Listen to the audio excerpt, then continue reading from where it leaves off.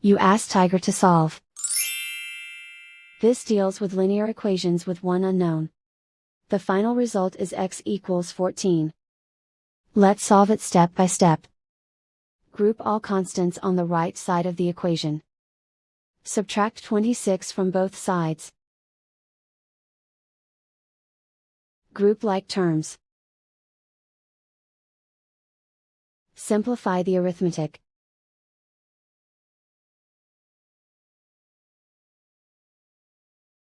Convert the x into a positive number.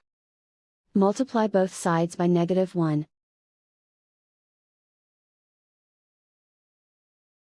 Remove the ones.